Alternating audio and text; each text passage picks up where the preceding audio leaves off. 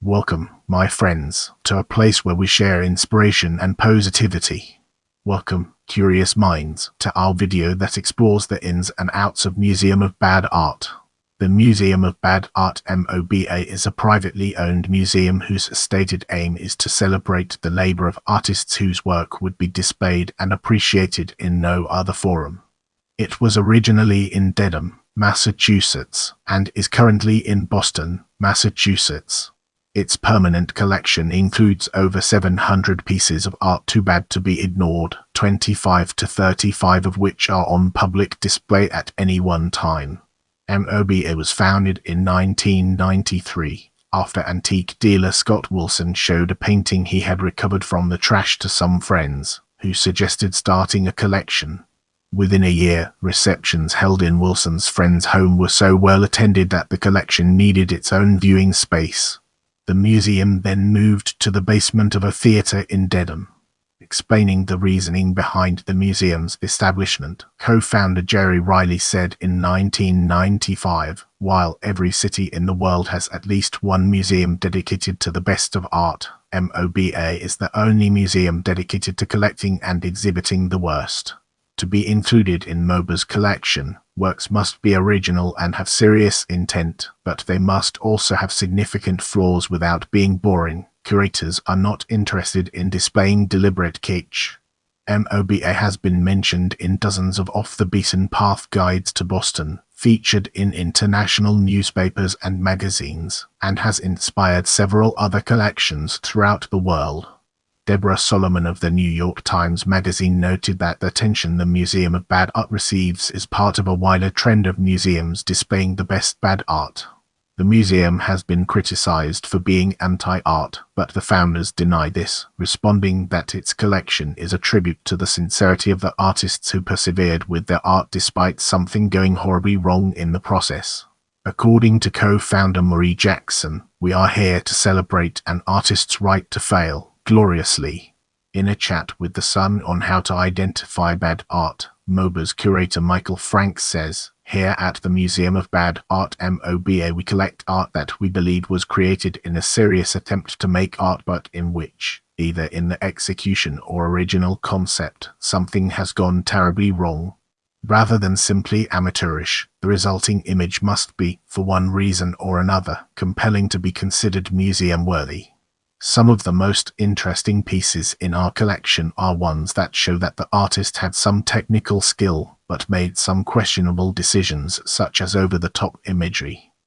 In the next phase, we'll be immersing ourselves in the realm of history and exploring its real-world applications. The Museum of Bad Art was founded by antique dealer Scott Wilson, who discovered what has become the museum's signature piece, Lassie in the field with flour protruding from between two trash cans on a Ross Lindell area curb in Boston, among some garbage waiting to be collected. Wilson was initially interested only in the frame, but when he showed the picture to his friend Jerry Reilly, the latter wanted both the frame and the painting. He exhibited Lucy in his home, and encouraged friends to look for other bad art and notify Wilson of what they found. When Wilson acquired another equally lovely piece and shared it with Reilly, they decided to start a collection. Reilly and his wife, Marie Jackson, held a party in their basement to exhibit the collection to date, and hosted a reception they facetiously titled "The Opening of the Museum of Bad Art." Regular showings of the pieces collected by Wilson, Reilly, and Jackson and those donated by others became too much for Reilly and Jackson's small home in West Roxbury, Massachusetts, as hundreds of people attended the receptions. The founders' initial attempt at dealing with their constrained exhibition space was to create the virtual Museum of Bad Art, a CDROM with a cast of 95 people that presented the MOBA art collection in a fictional imaginary museum. This fictional MOBA allowed the visitors not only to view the paintings but to go behind the scenes in the fictional museum. The MOBA was officially founded in 1993, and its first exhibition was presented in March 1994. Word of the museum's collection continued to spread until, according to permanent interim acting director Louise Riley Sacco, it got completely out of hand when a group of senior citizens on a tour bus stopped to see it. In 1995, the display space was moved to the basement of the Dedham Community Theatre, a building with an aesthetic described in 2004 as ramshackle.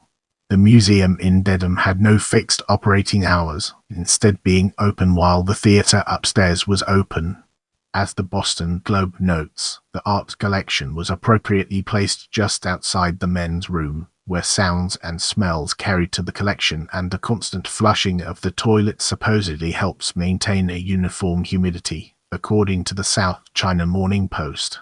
In MOBA's early days, the museum hosted traveling shows. On one occasion, the works were hung from trees in the woods on Cape Cod for the Art Goes Out the Windows gallery in the woods. Bad music was played during the public viewings to complete the ambience. In an exhibition titled Awash in Bad Art, 18 pieces of art were covered in shrink wrap for the world's first drive-through museum and co-wash. Ree Jackson, formerly the director of aesthetic interpretation, noted, "We didn't put any watercolors in there." A 2001 exhibition, Buck Naked Thing But Nudes, featured all of the MOBA nudes hung in a local spa. MOBA features its works in rotating collections. In 2003, Freaks of Nature focused on landscape artwork gone awry. A 2006 exhibit titled Hackneyed Portraits was designed to pick up some of the slack when the David Hockney show at Boston's Museum of Fine Arts closed. MOBA unveiled its show Nature Abhors a Vacuum and All Other Housework in 2006. This format continues on the museum's website. A second gallery opened in 2008 at the Somerville Theatre in Davis Square, Somerville, Massachusetts, where the collection was placed near both the women's and men's restrooms. Although the original gallery was free and open to the public, the second is free with admission to the theatre or with a pass requested from the museum. Exhibitions titled Bright Colors, Dark Emotions and Know What You Like, Paint How You Feel have been held in the Academic Gallery at Montserrat College of Art in Beverly, Massachusetts. One of MOBA's goals is to take bad art on the road, according to Sacco. Pieces from MOBA's collection have been on display in museums in New York City, Ottawa, Taipei, and Virginia. In February 2009, MOBA announced a fundraiser to assist the Rose Art Museum at Brandeis University, which was seriously considering whether to sell masterpieces because of the financial crisis, made worse for the university by some of its donors losing money in the Madoff investment scandal. Current MOBA curator Michael Frank placed Studies in Digestion, a 4-panel piece showing 4 renditions of the human digestive tract in various media by artist Deborah Grumert on eBay for a buy it now price of $10,000. The first bid was $24.99. It eventually sold for $152.53, and the meager proceeds went to the Rose Art Museum, while both museums gained publicity. In 2010, the museum opened a third location in the offices of the Brookline Interactive Group. In December 2012, the branch at the Dedham Community Theatre closed to convert the space into a screening room. Another branch later opened at the New England Wildlife Center in South Weymouth. The Somerville location was closed in 2019 when theatre owners sought to renovate the basement space it occupied. All locations closed after the breakout of the COVID-19 pandemic in 2020. The museum reopened at the Dorchester Brewing Company's tap room in Boston in September 2022. Let's zoom in on thefts and understand its implications. The loss of 2 MOBA works to theft has drawn media attention and enhanced the museum's stature. In 1996, the painting Eileen by Angelola vanished from MOBA. Eileen was originally acquired from the trash by Wilson and had a rip in the canvas from being slashed with a knife, adding an additional element of drama to an already powerful work, according to MOBA. The museum offered a reward of $6.50 for the return of Eileen, and although MOBA donors later increased that reward to $36.73, the work remained unrecovered for many years. The Boston police listed the crime as larceny, other, and Sacco was reported saying she was unable to establish a link between the disappearance of Eileen and a notorious heist at Boston's famed Isabella Stewart Gardner Museum that occurred in 1990. In 2006, 10 years after Eileen was stolen, MOBA was contacted by the purported thief demanding a $5,000 ransom for the painting. No ransom was paid, but it was returned anyway. Prompted by the theft of Eileen, MOBA staff installed a fake video camera over a sign at their Dedham branch reading in Comic Sans, "Warning. This gallery is protected by a fake security camera." In 2004, Rebecca Harris' self-portrait as a drainpipe was removed from the wall and replaced with a ransom note demanding $10, although the thief neglected to include any contact information. Soon after its disappearance, the painting was returned, with a $10 donation. Curator Michael Frank speculates that the thief had difficulty fencing the portrait because reputable institutions refused to negotiate with criminals. The time has come to unravel the secrets behind collection standards and gain a deeper understanding. Although the museum's motto is "Art Too Bad to Be Ignored," MOBA holds rigorous standards as to what they will accept. According to Marie Jackson, 9 out of 10 pieces don't get in because they're not bad enough. What an artist considers to be bad doesn't always meet our low standards. As stated in the introduction to the Museum of Bad Art, Masterworks, the primary attribute of an object art to be acquired by MOBA is that it must have been seriously attempted by someone making an artistic statement. A lack of artistic skill is not essential for a work to be included. A prospective painting or sculpture for the collection ideally should in a compelling image, or as honorary curator Ollie Hallowell stated, the art must have an "oh my god" quality. An important criterion for inclusion is that a painting or sculpture must not be boring. Michael Frank says they are not interested in commercial works like dogs playing poker. "We collect things made in earnest, where people attempted to make art and something went wrong, either in the execution or in the original premise." Montserrat College of Art used MOBA's exhibition as a demonstration to its students that sincerity is still important, and pureness of intent is valid. MOBA accepts unsolicited works if they meet its standards. Frequently, curators consider works by artists who display an intensity or emotion in the art that they are unable to reconcile with their level of skill. The museum dedicated a show to relentless creativity in an exhibition titled "I Just Can't Stop" that was covered by local news and CNN. Other artists are clearly technically proficient, but attempted an experiment that did not end well. Michael Frank has compared some of the works at MOBA with outsider art. Some MOBA artists' works are also included in other galleries' outsider collections. Dean Nimmer, a professor at the Massachusetts College of Art also holding the title of MOBA's Executive Director of Good Taste, noted the parallels between the Museum of Bad Art's standards and those of other institutions. They take the model of a museum of fine arts and apply the same kind of criteria to acceptance for bad work, are very similar to a gallery or museum that says, well, our area is really installation art or realist paintings or neo-postmodern abstractions. MOBA does not collect art created by children or art traditionally perceived as lesser in quality, such as black velvet paintings, paint by numbers, kitsch, or factory-produced art including works specifically created for tourists. Curators are also not interested in crafts such as latchhook rug kits. MOBA curators jokingly suggest that more appropriate venues for such works would be the Museum of Questionable Taste, the International Schlock Collection, or the National Treasury of Dubious Home Decoration. The Museum of Bad Art has been accused of being anti-art, or taking works that were sincerely rendered and mocking them. However, Scott Wilson insists that a work of art accepted into MOBA is a celebration of the artist's enthusiasm.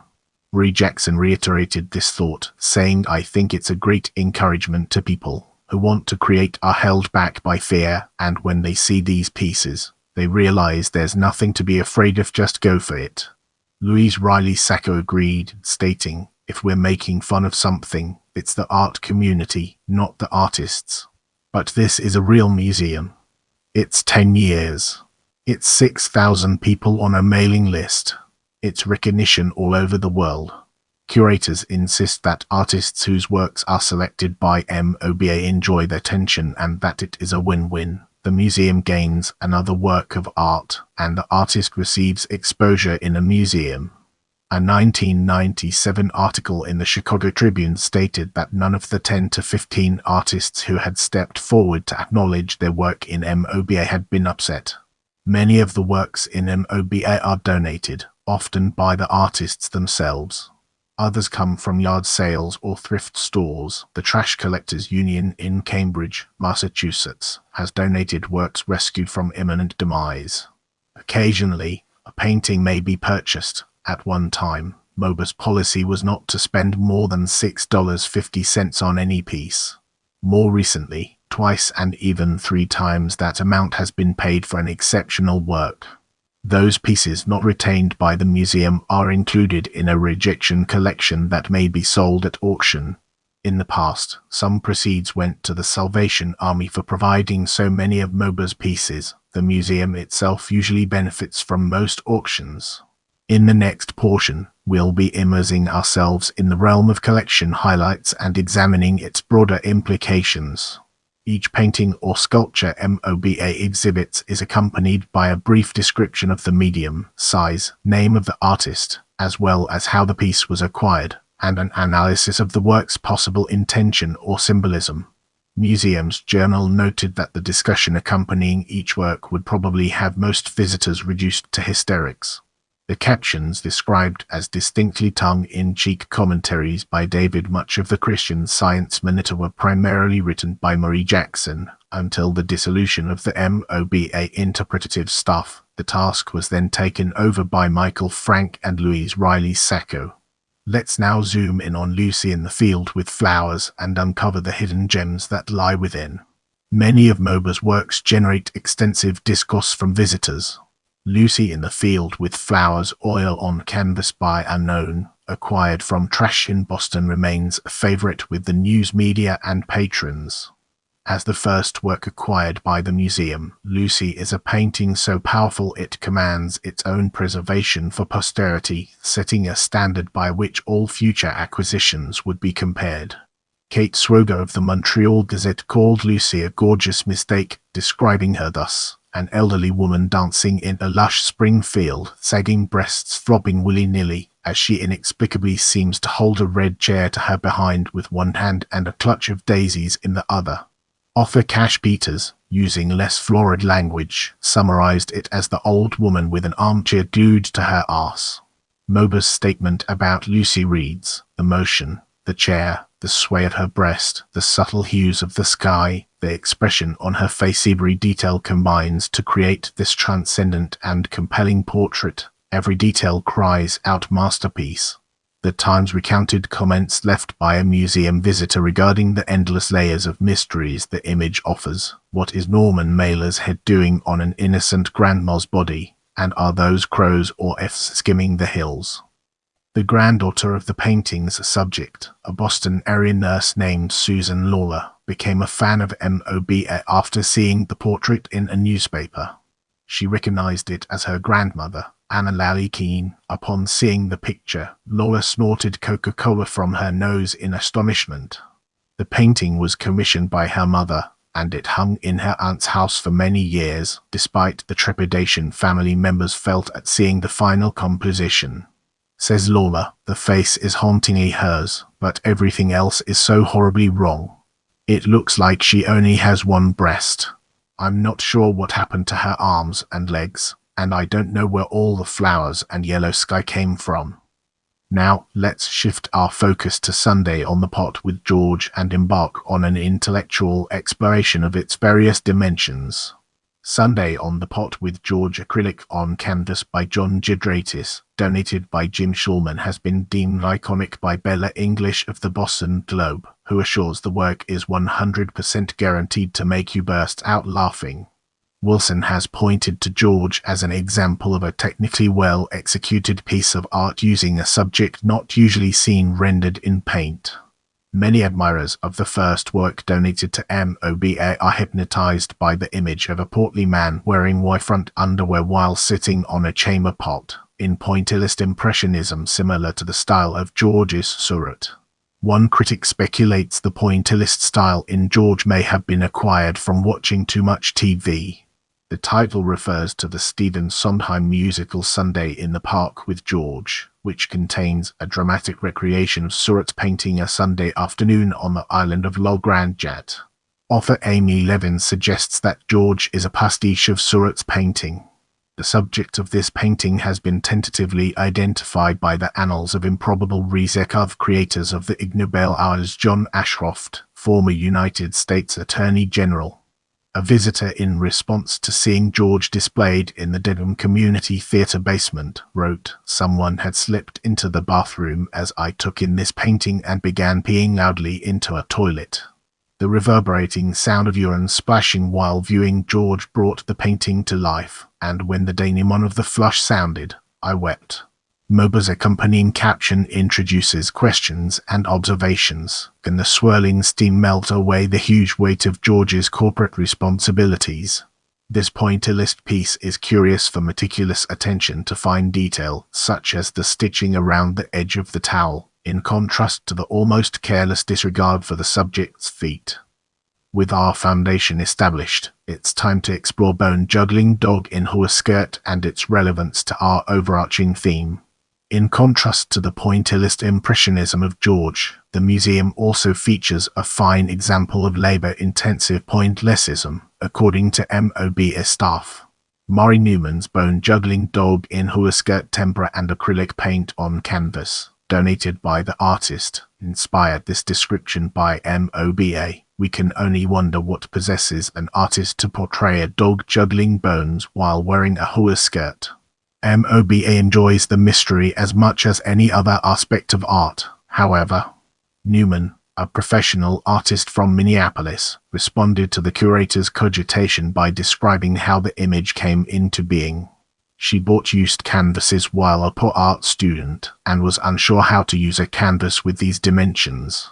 Inspired by a cartoon of a dachshund, she chose that as a subject, but was unhappy with the effect until she added a hula skirt she had seen in a magazine, and colored dog bones she spied in a pet store. Newman wrote to them, saying, "I almost threw it out until I heard of MOBA. After many years of slashing rejected work, now I wish I had saved them all for you." As we enter this new phase, let's navigate the complexities of motifs and interpretations and discover its practical applications. Travel writer Cash Peters identifies 6 characteristics common to many of the museum's artworks. The first is that MOBA artists are unable to render hands or feet, and mask them by extending figures' arms off the canvas, hiding them with long sleeves, or placing shoes on feet in inappropriate scenarios. Second, Peters compared artists Rembrandt and J.M.W. Turner, masters of landscapes, who could probably paint with their eyes shut, to MOBA artists who apparently did paint with their eyes shut, as skies are often painted in any color but blue. Flora are created without reference to any existing plant organisms, and fauna appear so small in the background it is impossible to discern what kind of animals they are. Third, MOBA artists apply perspective inconsistently, either from one painting to the next, or within a single work. Peters' fourth observation concerns the difficulty MOBA artists seem to have in successfully rendering noses. He writes that a nose will be attempted so many times that the work takes on a third dimension as paint is reapplied over and over. Fifth, bad artists favor mixed media. If in doubt, they glue feathers, glitter, or hair to their work. Lastly, Peters suggests that artists know their work is bad, but apparently feel the piece may be saved by including a monkey or a poodle in the composition. Since late 2008, MOBA has been experimenting with allowing the public to title and caption some works. According to the curatorial staff, since some of the works are so puzzling, mere artistic interpretation is not sufficient, they must be interpreted. A guest interpreter's collection is an invitation for MOBA's visitors to include their thoughts on compelling artworks. A contest decides the best analysis, and these interpretations are added as each contest ends. A professor at Boston University offered his thoughts. The location of the museum, as much as its collections, suggests a commitment to the abject and a belief in the power and force of culture's marginalized effects. I was also reminded that I need to pick up some toilet bowl cleaner on my way home.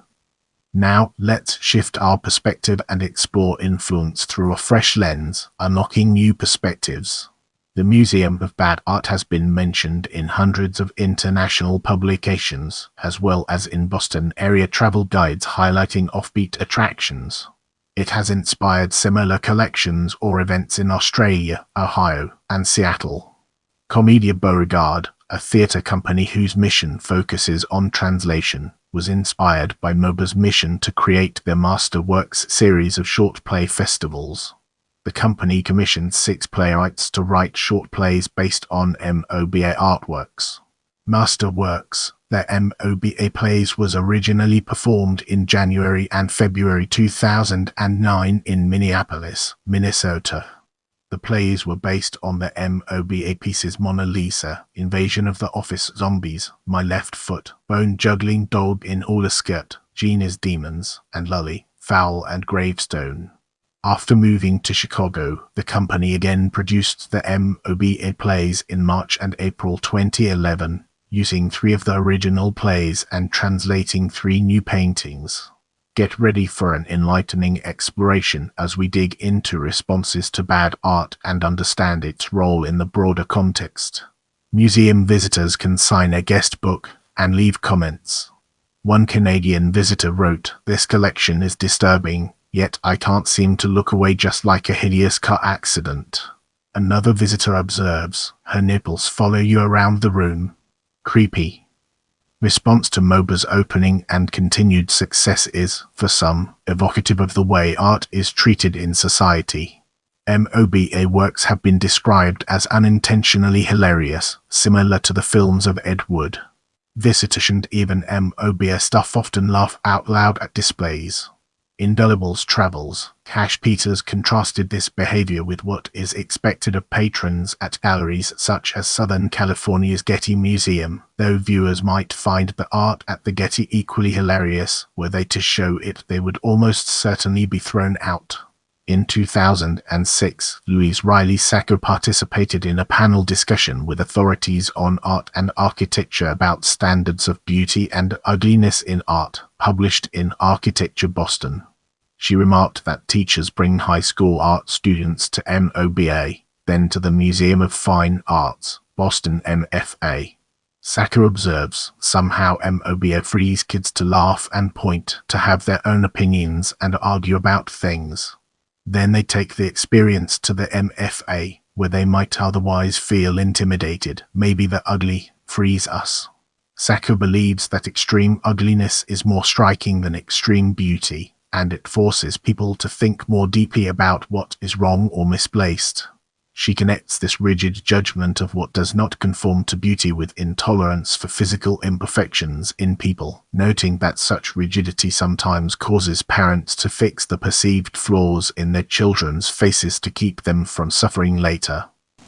Jason Kaufman, a Harvard professor who teaches the sociology of culture, wrote that MOBA is part of a social trend he calls anaism, where mass media venues promote performances and artists who mix the deliberately bad with the clever. The Museum of Bad Art happens to embody this trend, and further illustrates its central aim to mock the judgment system by which people identify what is bad from what is not. For Kaufman, the beauty of MOBA for beauty is surely the wrong word, is the way it undermines aesthetic criteria from numerous angles. Amy Levin, describing how American history and culture have been shaped by small local museums, suggests that MOBA is a parody of art itself, and that MOBA's commentary, newsletter, website, and publications mock museums as authorities on what is good art. The director of the Ellipse Arts Center, a gallery in Arlington, Virginia, that hosted a traveling exhibition of MOBA works, was astonished to see people's exuberant laughter because no one visiting the ellipse had ever responded to art this way. She observed, "If I didn't have a sign on the door, people might not think it's so bad. Who's to say what's bad and what's good?" Deborah Solomon, in the New York Times Magazine, asserted that MOBA's success reflects a trend in modern art among artists and audiences. The arrival of abstraction and modern art in the early 20th century made art appreciation more esoteric and less accessible for the general community, showing that the American public think of museums as intimidating places ruled by a cadre of experts whose taste and rituals as mysterious as those of Byzantine priests. Bad art is in vogue as a movement that rejects the anti-sentimentalism that marked earlier disdain for artists such as Norman Rockwell or Gustave Moreau, according to Solomon. Garen Daly, a MOBA fan on several Boston area art councils, stated in 1995, "I go to a lot of openings, and sometimes they're pretty damn stuffy." Not only does the Museum of Bad Art offer different fare for the eyes, but instead of the wine and cheese that is provided for most museum and art gallery visitors, a MOBA show provides its patrons with Kool-Aid, Fluffernutters and cheese puffs. Let's now turn our gaze towards use in academic research and explore the fascinating connections it has to offer. The works in the Museum of Bad Art have been used in academic studies as a standard of reference for low-quality art. In one such study, published in Perspectives on Psychological Science, researchers tested the consistency of responses between people asked to make gut judgments versus those who gave conscious, well-reasoned responses regarding the quality of various pieces of art. The researchers showed respondents images from MOBA and New York's Museum of Modern Art MoMA and asked them to rate each painting on a scale with two ends representing very attractive and very unattractive. The study found that those who reasoned in conscious thought were neither more accurate nor as consistent in their ratings. Study participants identified and rated MoMA art higher quality, but those who used conscious reasoning did not find MoMA art more attractive than those who rated with gut judgments. Furthermore, the deliberators did not find MOBA art as unattractive as those with quicker response times. The study concluded that people who make quick judgments do so more consistently, with no significant change to accuracy. In another study that appeared in the British Journal of Psychology, researchers tested how respondents considered balance in artwork composition of differing qualities. 15 pairs of works from Artcyclopedia by artists such as Paul Godwin, Georgia O'Keeffe, and Georges Pierre Surratt, and 15 from MOBA by artists including Doug Caderet, Unknown, and D. Alex were shown to participants. In each, an item in the painting was shifted vertically or horizontally, and respondents were asked to identify the original. The researchers hypothesized that respondents would identify balance and composition more easily in the traditional masterworks, and that study participants would find a greater change of quality when items were shifted in traditional masterworks than they would in MOBA pieces. However, the study concluded that balance alone did not define art of higher quality for the participants, and that respondents were more likely to see that original art was more balanced than the altered version, not necessarily that the traditional art was significantly better composed and balanced than MOBA works. I'm here to provide you with the best information, so let me know what else you'd like to learn about.